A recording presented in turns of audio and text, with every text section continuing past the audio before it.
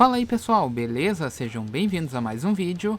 E o vídeo de hoje vai ser rápido e direto como tem sido ultimamente, pois vamos voltar a falar sobre a nova abertura de Boruto, onde dessa vez teremos alguns drops com informações que faltaram ou que precisam de algumas pequenas erratas dentro da nossa última review. E então, sem mais delongas, bora pro vídeo de hoje. Primeiramente devemos começar com a informação que ficou faltando, mas que eu acabei trazendo logo em seguida tanto no Twitter quanto nos comentários do canal, que é a grande questão do Kawaki ter aparecido nessa nova abertura.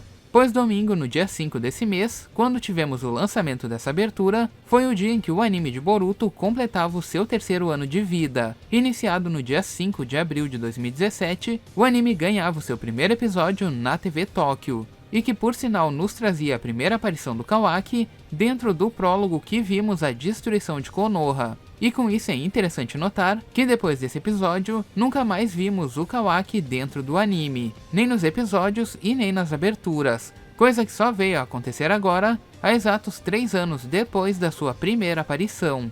Outro ponto que devemos notar é com relação aos corvos que vimos nessa abertura, pois eles estão espalhados literalmente por toda ela. E na nossa última review, eu abordei o tema referente a eles fazerem uma alusão ao Itachi e às suas ilusões do passado, devido ao contexto geral dessa abertura, que se passa em um período fora da cronologia dos acontecimentos atuais, como o caso de membros da organização que já haviam sido mortos e estarem enfrentando genins ainda jovens, e em uma Konoha completamente destruída, que sabemos que aparecerá anos depois dos eventos atuais do mangá, fora o fato de que no final da abertura, ainda podemos ver Konoha se reconstruir como se estivesse basicamente voltando no tempo, coisa que simplesmente não existe no conceito geral da obra, se tudo isso não for considerado como uma ilusão. Enfim, esse é o ponto representativo, onde vemos que isso de fato poderia ser uma ilusão. Mas existe outro ponto de vista bem interessante sobre as aves que a gente vê nessa abertura,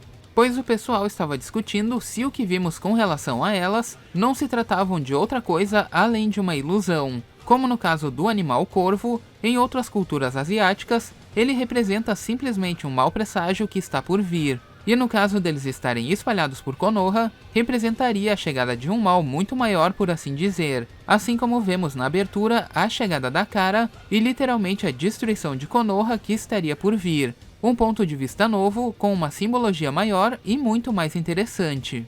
Mas ao mesmo tempo que isso existe, temos outra contraparte interessante referente à cultura do Japão, onde também estava sendo discutido se o corvo que vimos na abertura poderia representar um animal da mitologia japonesa. Animal esse que seria o Yatagarasu, que resumidamente é um corvo mensageiro de 3 pernas, enviado diretamente pela deusa Amaterasu. O Yatagarasu também foi um símbolo de mau presságio durante muito tempo lá no Japão, representando tudo o que falamos antes, como no caso da destruição de Konoha.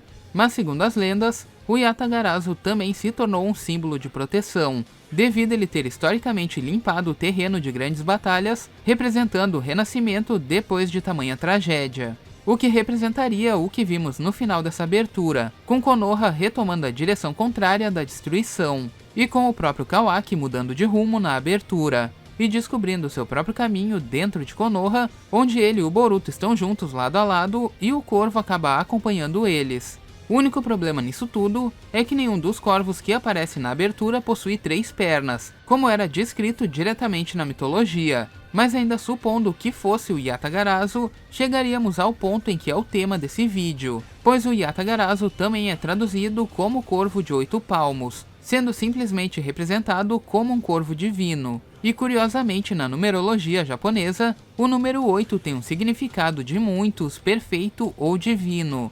E por algum acaso esse foi o único número que não vimos sendo representado pelos membros Inners da organização Kara, pois temos a Delta com o número 1, o Koji supostamente com o 2, o Boro com o número 3, o Jigen com o número 4, o Victor com o número 5 e o Code com o número 6. Além, é claro, do Amado possivelmente ser o número 7 e o Kawaki, como já sabemos, sendo o número 9. Sendo assim, nunca vimos quem seria o oitavo interno da organização, que nunca deu as caras nem no anime e muito menos no mangá. Mas com a simbologia dessa abertura no Yatagarasu e no número 8, chegamos então na cena da escadaria dessa abertura, que nos mostra um oitavo interno da Kara sem a presença do Kawaki. Ou seja, esse personagem existe pelo menos dentro dessa abertura, o que pode representar que possivelmente podemos ter um interno da Kara exclusivo no anime, exatamente como vimos com o Urashiki, onde tivemos um Otsutsuki exclusivo para o anime, mas que ele ainda poderá ter uma representação dentro do mangá, sendo basicamente um Otsutsuki que já morreu no passado, sem descartar completamente a sua presença dentro do mangá. Dessa forma, tendo um novo interno da Kara para ser trabalhado no anime, provavelmente dentro desses próximos arcos, em que a Kara poderá começar a se envolver com o plot principal da história do anime, abrindo espaço para que eles possam começar a aparecer no anime muito lentamente, assim como imaginamos que a presença do Victor no anime possa ser relativamente um pouco maior, já que ele foi morto muito rapidamente pelo Koji, e então uma ênfase melhor nesses dois seria certamente muito bem-vinda, pois tanto esse novo membro quanto o Victor poderiam vir a morrer no final desse próximo arco, fazendo assim a ponte entre o anime e o capítulo 16 do mangá, principalmente para trabalhar melhor o que não vimos no mangá, quanto para afastar um pouco mais um do outro.